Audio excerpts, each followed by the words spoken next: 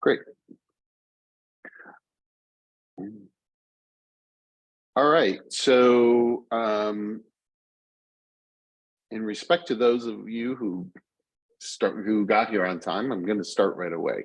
Usually, I wait a few minutes, but everybody can catch up since it's being recorded. So, this is there are two releases for zip forms. They are in June and in December. So the December release probably is coming out the next Tuesday. They always come out on a Tuesday, and I believe it's coming out next Tuesday. Now I'm going to share my screen because all of you can find where I'm getting these from because they haven't been released yet. But you should be looking at, it says December 2022 forms release. And that is on car.org. All you have to do is go to search and go December. I'll do it again just so you guys can see it. December 2022. Then it says December 2022 forms release. You click on that. And there are new forms. I'm not going over the new forms this time. I'm going to go over the new forms the next time because included in that new forms is the new buyer broker, the new buyer broker agreement. So, and I need to familiarize myself with it a little before I teach it because they've taken the three versions, put them into one, and there's new forms that are an offshoot of that. So I just want to make sure that I understand it correctly before I go and teach it to all of you. But these are the revised forms. We're not going to go over all of them because some of them really don't apply to our business.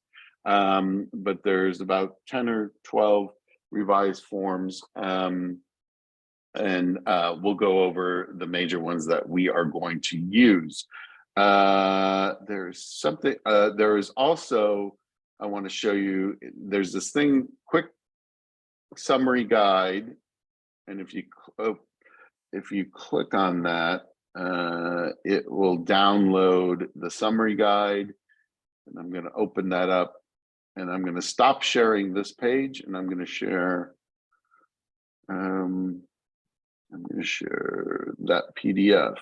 If I can find it. Here we go.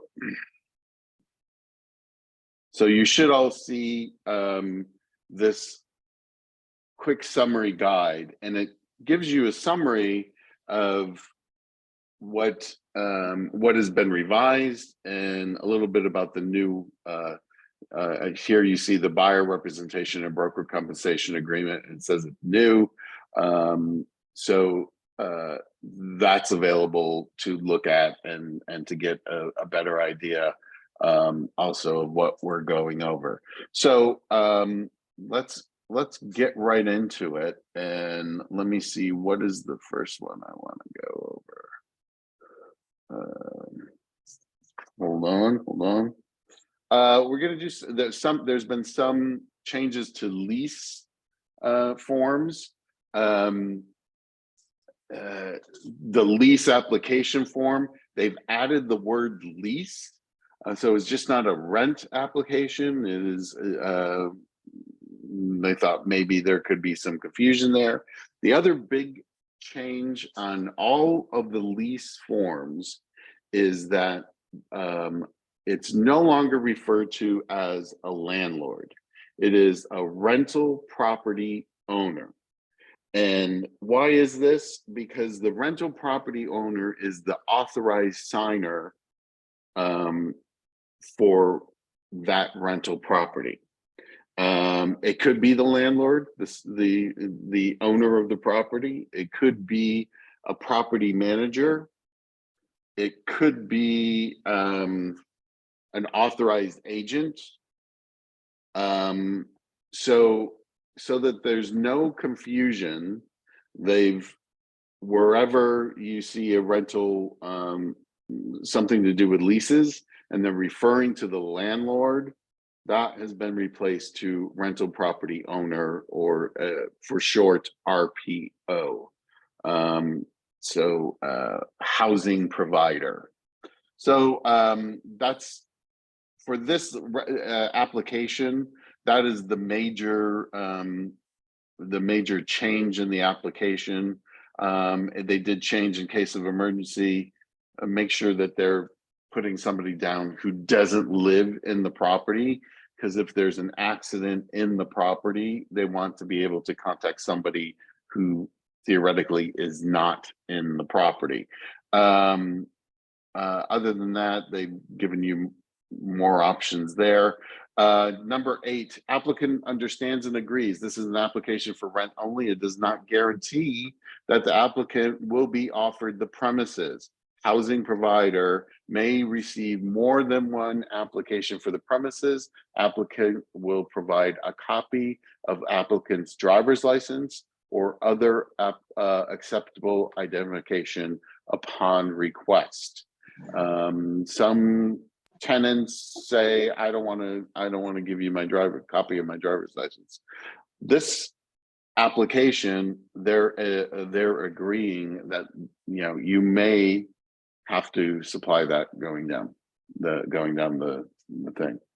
Applicant represents that the above information is true. It does mention that they may do an investigative consumer report on and about the applicant, which basically is a criminal background check. So, and that's basically what the change was to the application form. I don't know of anybody who uses the property information and screening fee. You guys all should be using Rent Spree or an applicable, other source. That way you don't take any money from the applicants. They pay it directly to the service, and then you're sent the credit report. So that's that is the application. I'm now going to go. You will be happy to know that. Let me see. The MIMO, which used to stand for move in, move out document, has been split up. There are now 2 documents. There is an MII, which is a move-in inspection, and it's just like the other one. Remember, we used to have to, like, whatever was on the first one, make room for what we found on the going outside. Now you don't have to do that because they're 2 separate forms. So it's the MII and it is the MOI. So that's the move out inspection. So good news for all of us. We now have 2 separate, so it's easier to get those move in, move outs done. So that's a good thing. And then there is a I don't know that many of you use this. There's a pre-move out inspection statement. That was revised, basically being reformatted to be consistent with the new move-in, move-out approach.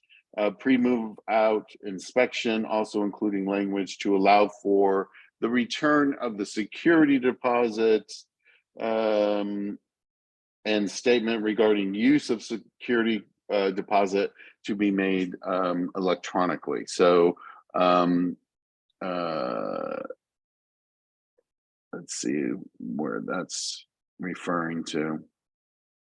So it basically looks just like the move out. You can do a pre-inspection and say tenant requests housing provider send any remaining security deposit after making all lawful deductions to the tenant's bank or financial institution. It could be wired to them, or that they could send a copy. Then there's the next one is send a copy of an itemized showing the charges incurred. So that's this this pre-move out inspection statement, the PMOI.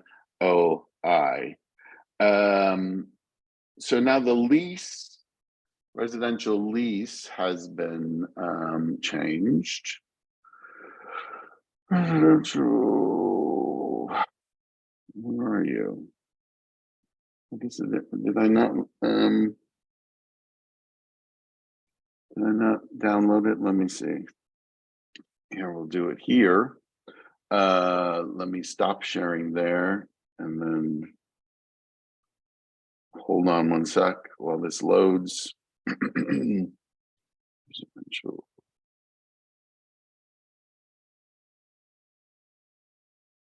I'm assuming there's no questions about what I've covered so far. It's been pretty straightforward. Question, Rich. So you mentioned that it's interesting because it's called the real property owner, but you said a manager could sign it, or an agent, even though it's called the real property owner. Well, as long as the landlord has given that person, it's taking into account that the landlord may give that right to another individual, either an agent for the landlord, not you as the agent. You should never be signing these documents, but they have given that right to an agent, using not a real estate agent, but an agent of the landlord. So that's what I meant. I see. Would we have to have documentation that indicates? Absolutely, like a representative capacity.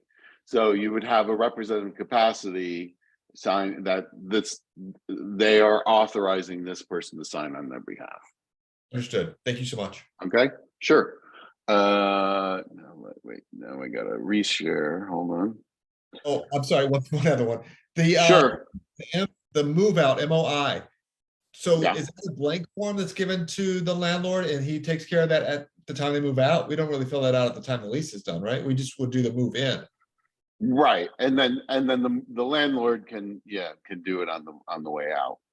If you're involved in renting that property, you probably can do it on behalf of the landlord, but you're not responsible to doing it, because let's remember your agency relationship ends at the time that the lease is signed. And actually, I'm going to show you one of the forms. It makes it really clear about your agency relationship in a lease. So, all right. Let me see. Where am I here? Okay. Okay, you should be seeing the residential lease or month-to-month rental agreement. So, let's see. Nothing really here what has changed? Let's see. Once again, it defines the rental property owner, authorized broker, the housing provider, authorized broker or agent or property manager. But they didn't redline this. Anyways, okay.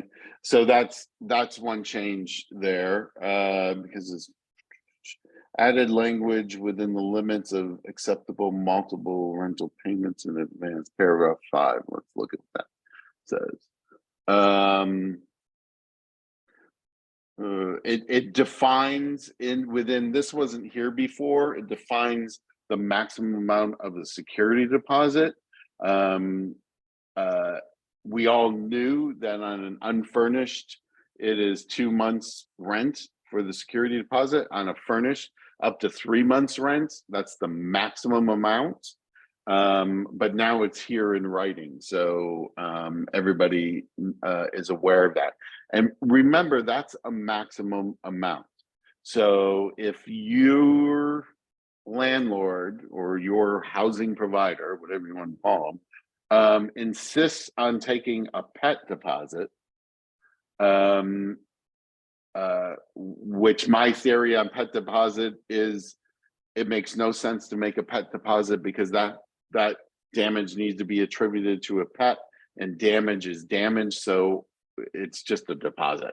So, but if they insist on doing that, that is calculated in the total amount. So, so whatever that pet deposit is, say you have a monthly rent of $2,000. So the most on an unfurnished is $4,000. But if he wants a $500 pet deposit, so then $500 for the pet deposit, the rest of the deposit is $3,500. So it has to add up to the $4,000. So just so you know,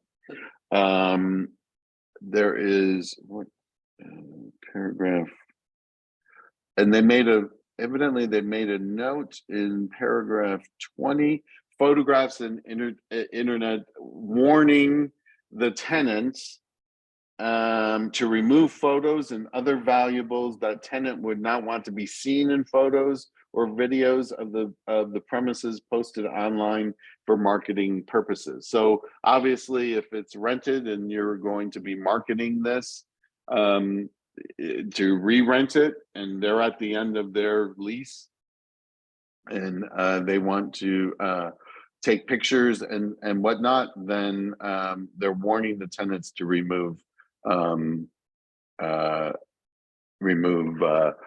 all your photos, nothing you don't want to be seen. So Monique is asking, just had a landlord request the most on unfurnished plus the pet deposit. It's Monique, it's always been a total, and that's a state law. It's a total amount. You cannot, that's the most you can charge is 2 months worth of rent on an unfurnished. So this is nothing new. So and like I said, that's state law. Other than that, I don't see any other changes to the lease. Now let's go. I'm going to stop sharing this. Any question? There shouldn't be any questions on this. That really wasn't that much. Now I'm going to go back to, wait, I want to go here. Sorry, there we go.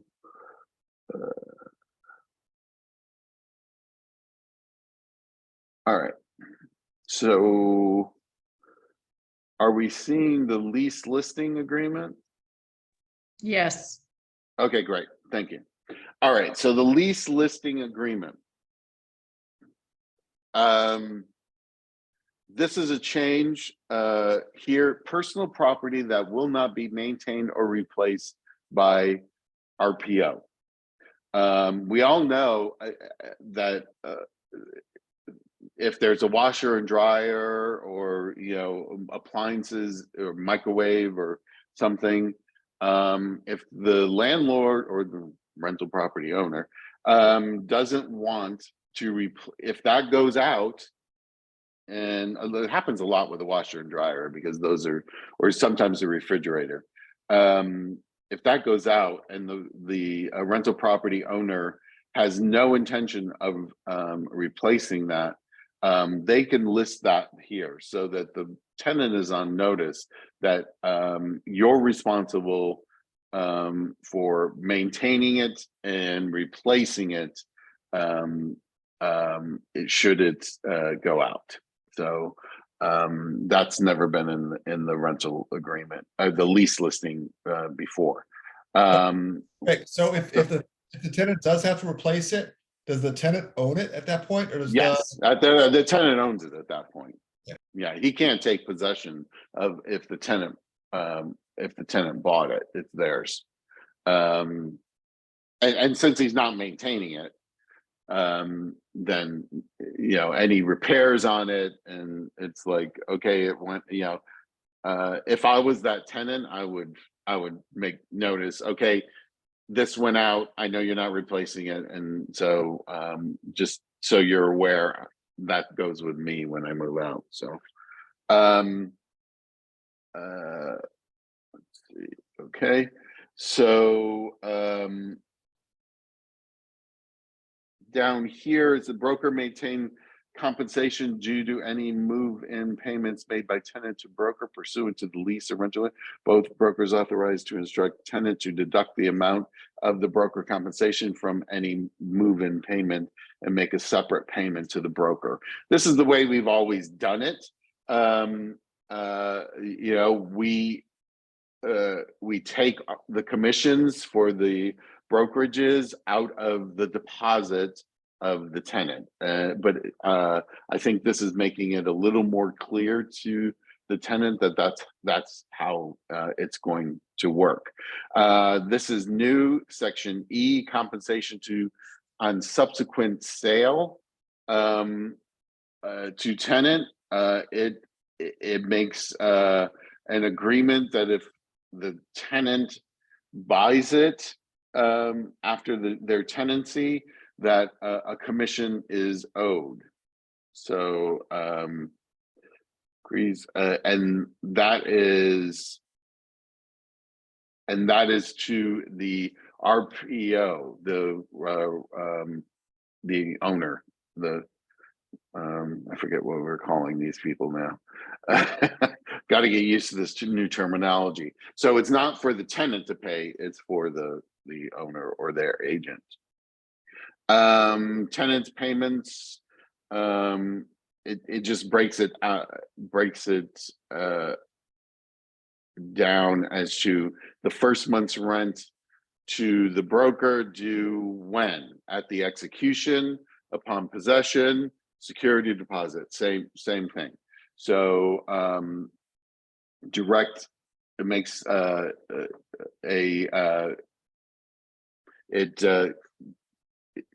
direct electronic rental payments. If they permit direct deposit, then there is if that's the way he wants it, then the landlord can check that box. Let's see, tax withholding, that's buyer RPO agrees to complete rental property owner disclosure. There is a new form. It's like an SBQ, but it's for rental property. And so it's called the RPOD. So it's a rental property owner disclosure. And they are asked to complete it within 3 days of completing this agreement. So I'm sure we're going to get a lot of pushback on that. RPO agrees to consider offers presented by the broker and to act in good faith to accomplish the lease or rental of the premises. The RPO, not the broker, is responsible for compliance with all health and safety legal requirements. That's an important thing to note. And the indemnity clause, that's section 12D. Okay, so 13F, termination of agency relationship. RPO acknowledges and agrees that unless RPO and broker enter into a separate property management agreement which none of you can do because you are prohibited from being property managers per your ICA agreement, broker will not represent RPO in any manner regarding the management of the premises. RPO further agrees that the representation, duties of, and the agency relationship with broker terminate at the earlier of or below. And I entering into the rental or lease agreement for the premises, and if checked, tenant occupancy. There's another box to check, delivering to the tenant the keys or other means of entering the premises. Or there's another check, tenant walkthrough. So there's choices here as to as to when this terminates. So you have to be cognizant of that and make sure that you're filling that out correctly. So that's a discussion with you and your RPO as to when is this a done deal? When does everybody agree that it's a done deal? When the keys are delivered, that's a discussion. So then we go into mediation. Go ahead. You have a recommendation of what you think is the best? Well, I mean,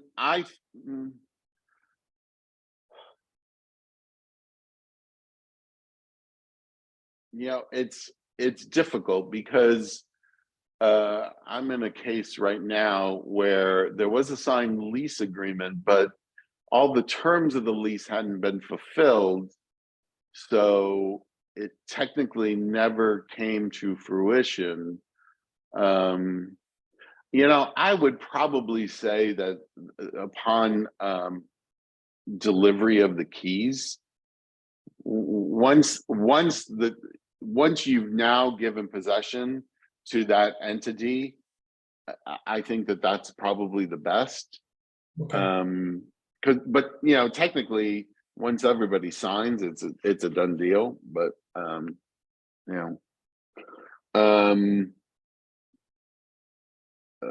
obviously, always is manager approval. I don't know why that's changed.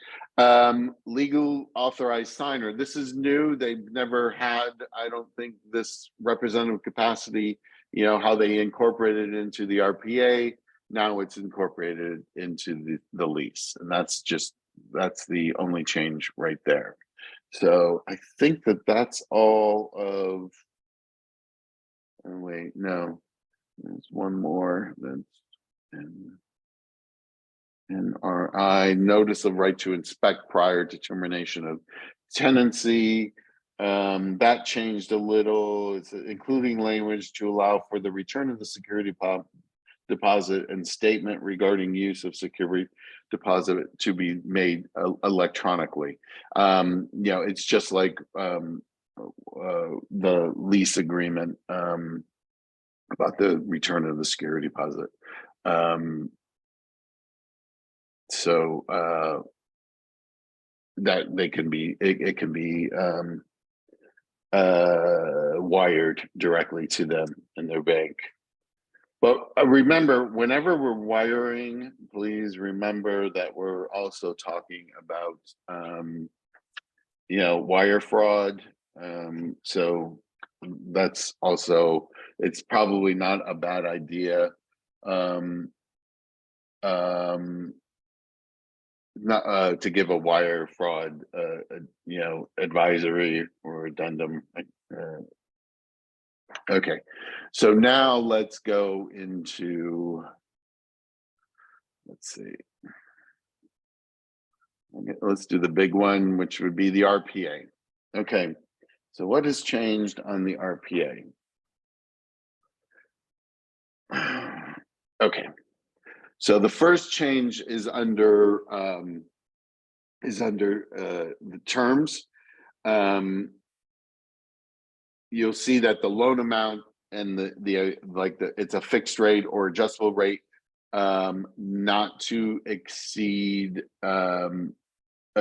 Excuse me, the buyer to pay up to 0 points to obtain the rate above. So I'm sorry, the not to exceed, and that is the interest rate. So and then buyer to pay up to a certain amount of points to obtain the rate above, and that could be 0. So both of those in the first and the second position have been that has been changed to reflect that. So the fixed rate or the initial adjustable rate is not to exceed a certain amount or a certain percentage, and the buyers to pay how many points to obtain that rate. It's made it a little clearer. Next, okay, this is what I think everybody, some people saw a copy of this and they freaked out, and because it has to do with asking the seller to pay compensation and all this stuff. What this is and what this refers to is the new buyer broker agreement. So on the buyer broker agreement, the buyer pays the commission. Now they've changed the RPA, whereas the buyer is asking the seller to pay the obligation of the buyer to compensate the buyer's broker. So, and there is a new form in order to do that.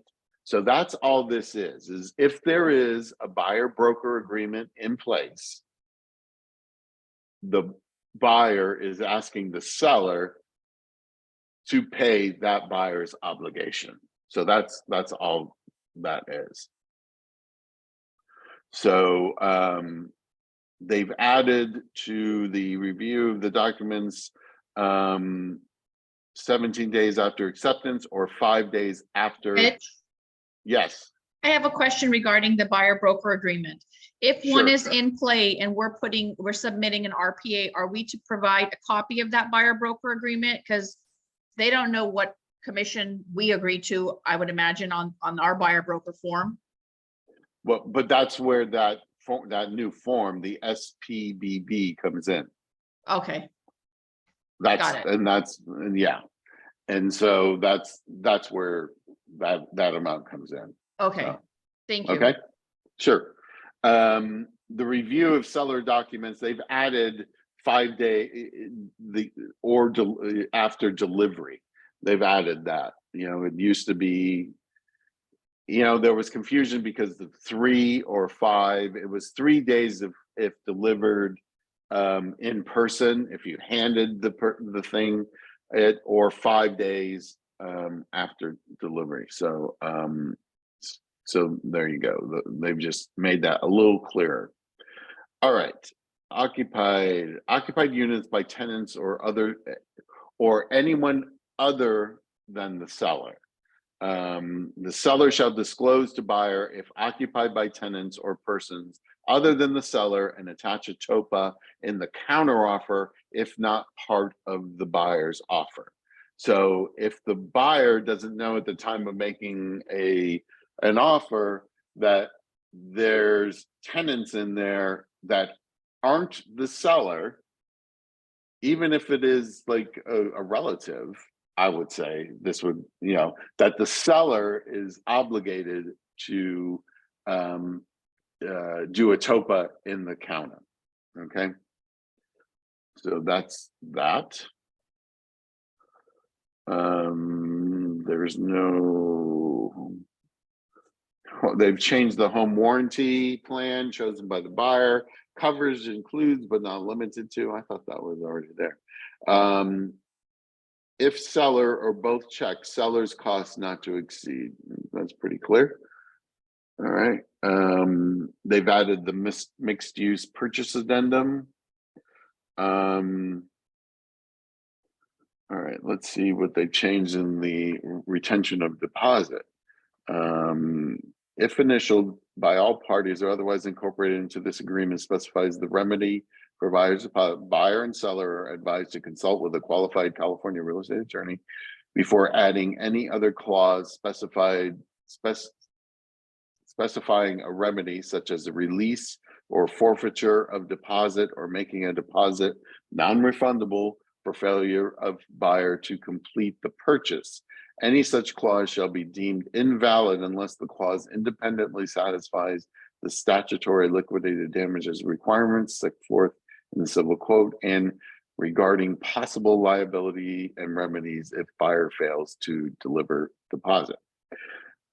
I think, let's see what they give in explanations sometimes to these. So let's see if they've given an explanation to this. Not really.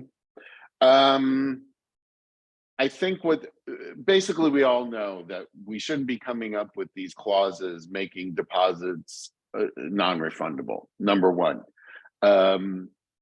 in order for it really to be valid, according to legal, it has to be in exchange for something. So in exchange for extending the close of escrow, or in exchange for extending the contingency date of whatever, you are releasing X amount of dollars, which is non-refundable. That's a valid way to make a part of a deposit non-refundable. But to just because out of a whim, after 5 days it becomes non-refundable. There's issues with that, and that can be contested. And so I advise strongly not to do that. So let's just leave it at that. Occupancy. Buyer intends to occupy as a primary or secondary residence, and unless otherwise agreed, such as the TOPA form, the unit buyer intends to occupy, this is on a multi-unit property, shall be vacant at the time of possession is delivered to the buyer. And if the property contains more than one unit, within 3 days after the acceptance, buyer shall give seller written notice of which unit the buyer intends to occupy. Occupancy may impact available financing. Seller shall disclose to buyer if occupied by tenants or persons other than the seller, and attach the TOPA in a counteroffer. So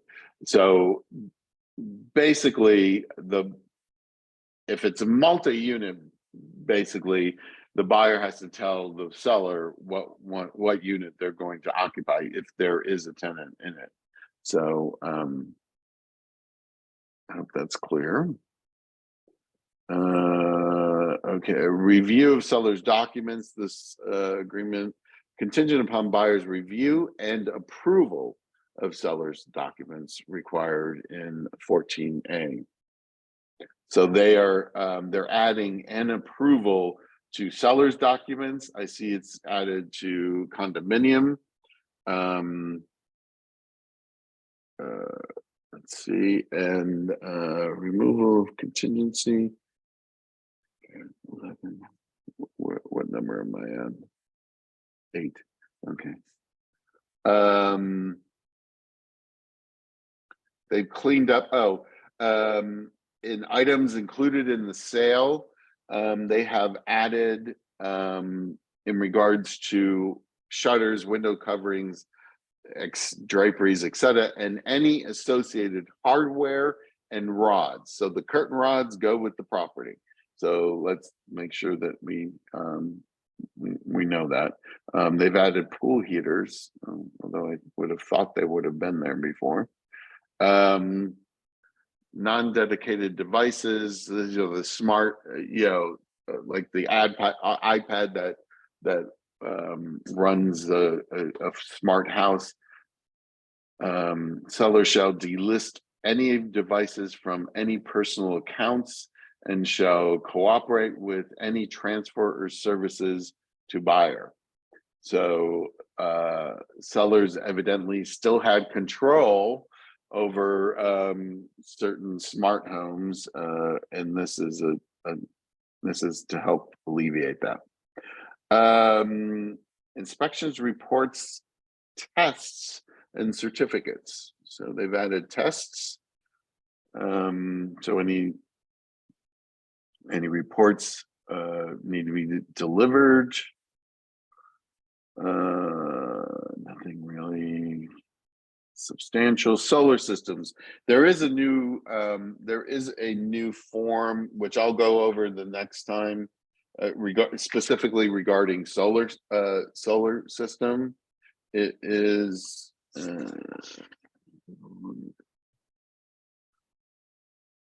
Is it listed here? I can't see it. It's basically a questionnaire about if they have solar. So for properties with any solar panels or solar power systems, seller shall, within the time specified, deliver to the buyer all known information about the solar panels or solar system.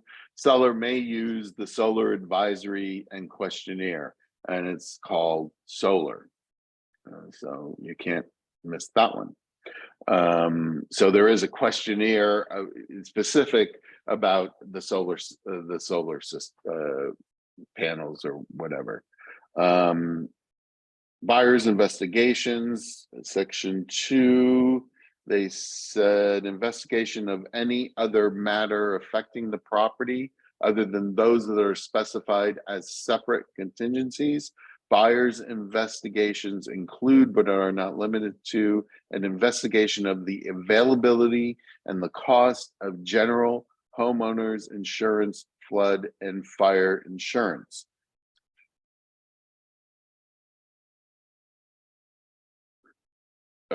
Once again, fire insurability is a part of investigations. So your buyer, as soon as they get an offer accepted, you should be starting to look for insurance, or they should be starting to look for insurance, because everybody leaves it to the end, and you don't want to find out that you can't get insurance. You've removed your inspection contingency or your investigation contingency, and you're stuck with California Fair policy, which is a crummy policy, and it costs a lot of money. And you can't say, "Oh, I can't get insurance," and I'm canceling the deal, because that's part of your investigations. So make sure that you're telling your clients that they need to look for insurance right away. Compensation: if seller agrees to pay buyer's broker, paragraph 3G, this is where if there's a buyer broker agreement in place, seller shall be entitled to a copy of the written portion of the compensation agreement. Here you go, Jasmine. Between buyer and buyer's broker, identifying the compensation to be paid. See car form SBPBB. Okay.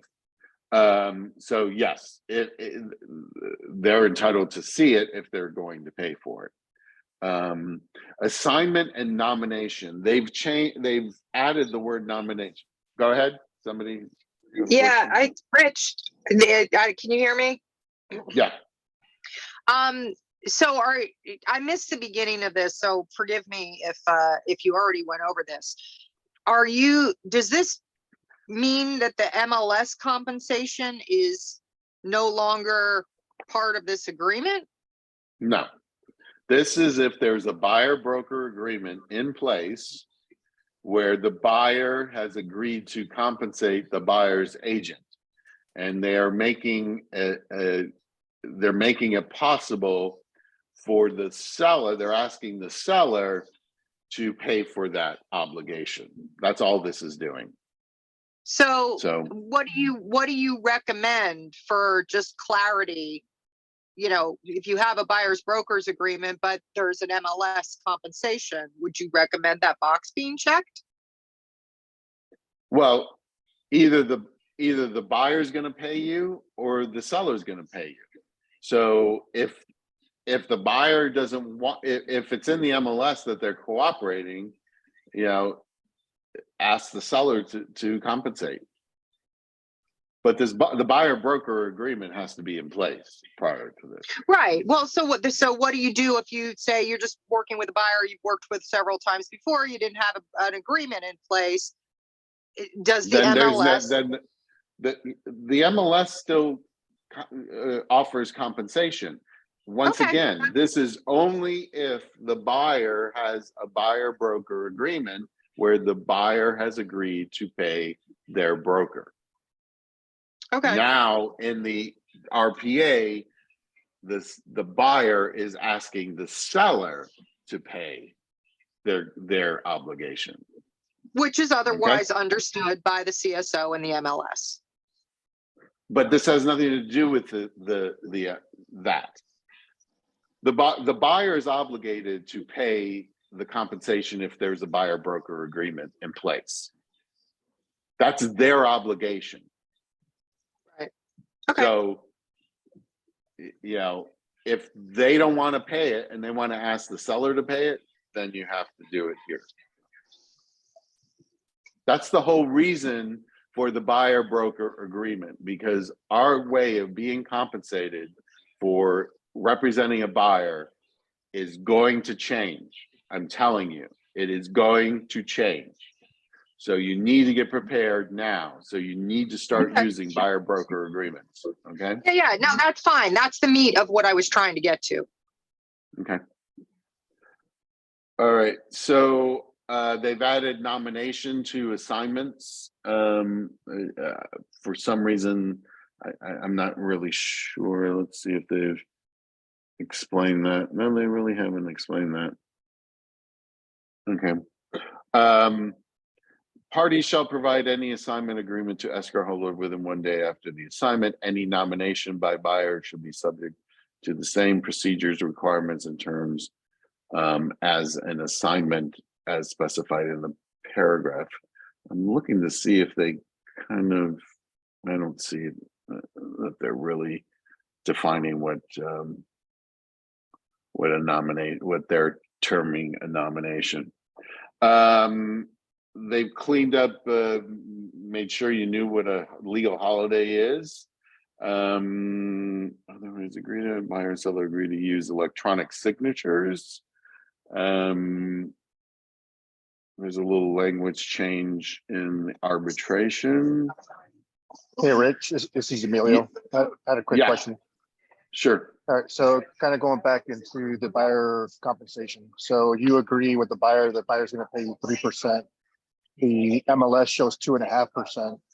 Mhm. How would that work out? Is that a valid question, or is that something that? It is, sure it is. If the offer of compensation in the MLS is 2.5%, but your buyer has agreed to pay you 3%, your buyer is still on the hook for 0.5%. Got it. Thanks. Yep. And that's pretty much all the changes on the RPA. I want to get to seller counteroffer. They've changed this language a little bit, unless otherwise in 1B, unless otherwise agreed or altered in another counteroffer, down payment and loan amounts shall be adjusted in the same proportion as the original offer. So if you're putting down 20%, you're still putting down 20%, just to be clear. But the dollar amount of any initial or increased deposit and the seller's credits shall remain unchanged. That's why in your counters, you need to make that adjustment for the deposit. The first line of the sellers, if you're asking for more money, or if you're best in file, the first line of your counter offer should be deposit should be 3% of purchase price, or final purchase price. It doesn't matter. You know, that initial deposit needs to change with the purchase price. C, this is another change that they're making. Unless otherwise agreed or altered in another counter offer, if the original offer, the appraisal contingency amount is lower than the original offered price, then the dollar amount of any difference, the appraisal gap, shall be deducted from the final contract price to create the final appraisal contingency amount. What the hell does that mean? Okay, this is what it means. So you know that paragraph where they say, okay, I'm not going to waive appraisal contingency, but I am going to say my purchase price is $500,000. If it appraises for $480,000, excuse me, $480,000, then I'm still going to move forward on the purchase.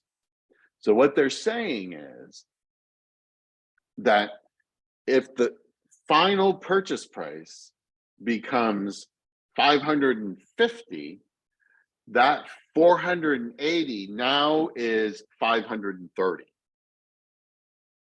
So that appraisal gap moves with the final purchase price. You all understand what they're saying? Anybody has any questions about that, let me know. Because that's basically all that this is saying, is that if I told you I'm still going to move forward, you know, if it appraises less, whatever that gap is, when the new purchase price is met, then I will still move forward. That appraisal gap stays. The gap stays, not that price, just the gap. By the same 20,000. So it's always gonna be a Right, 20,000. exactly. That's exactly right. That it's like a sliding scale, so that, you know, if I'm now paying 550, I agreed to pay $20,000 less. I mean, agreed to move forward. If it appraised for $20,000 less, then now it's moved to 530. So that's really important when you're working with buyers. They need to realize that. They need to realize that that they're still saying if it doesn't appraise, they're going to move forward as long as it's within that $20,000 gap. If they don't want that, you have to counter it out. Okay. Yeah. So What language would you use to counter that out? the whatever the wait, let me look at what I'll look at what the where is this?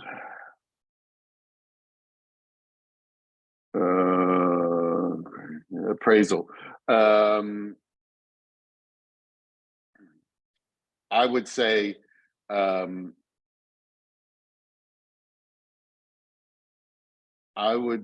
that item L2, appraisal contingency, is based upon appraised value, period. Because it goes on to say appraised value at a minimum purchase price, or so I would just say it was based upon appraised value. Okay. Okay. So basically those same languages were changed in the seller multiple counter offer and the buyer counter offer. So those are the same changes were made in those two things. I want to get the last thing I think I have to do is the cancellation of contract. Okay. Cancellation under paragraph 1A requires the signature of either the buyer or seller, but not both. Paragraphs 1B and 2 require signatures of both parties. So 1A is if one party is canceling because somebody did not perform, like the buyer is canceling, well, the seller's canceling because the buyer, they gave a notice to perform and they didn't remove the contingency and they're not performing. So in that case, only the seller needs to sign. It's only when it's by proposed mutual cancellation, like both parties say, enough, we've had enough of each other and we're moving on, we both agree to cancel. And so you see that the buyer and seller signing below proposes a mutual cancellation of the agreement.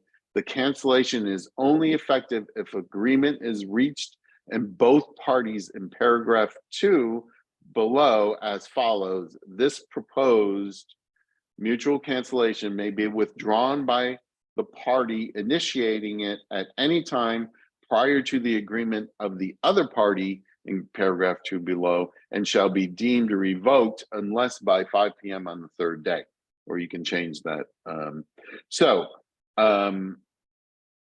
so basically they're saying we're mutually canceling, but the terms, what's happening to the deposit, everybody has to agree as to what's happening on the deposit. And if everybody agrees that what's happening with the deposit, then we're all copacetic and we move on with our lives. So, and we all know that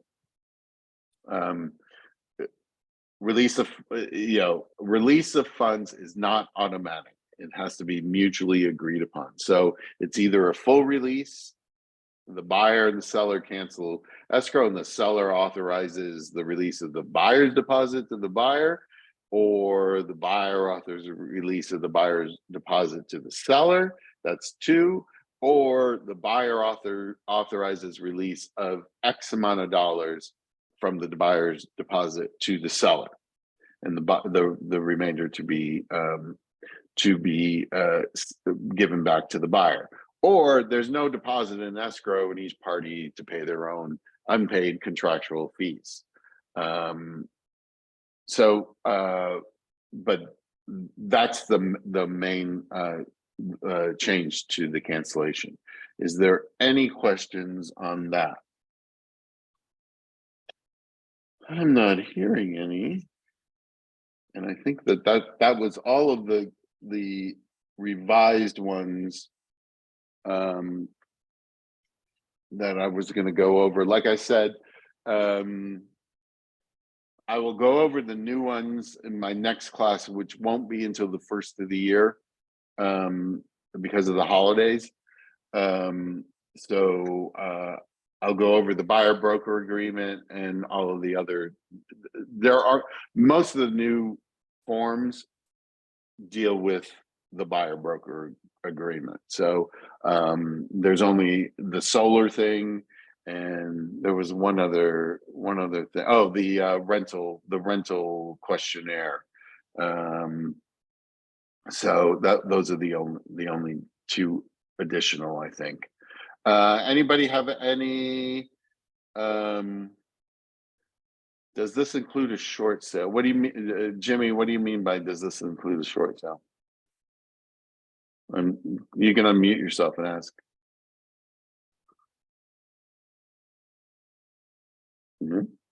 Anyone? Or you can email me, whichever you want to do. I'm not sure what you mean by does it include a short sale. Other than that, it's almost 5 o'clock, so it's pretty good time. Oh wait, there's a chat.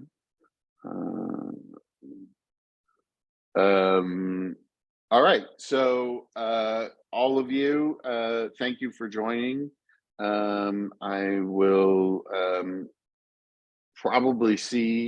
I will be in town for the office parties, and so I hope to see everybody there. So other than that, have a good evening. I am going to stop sharing, and I'm also going to stop recording.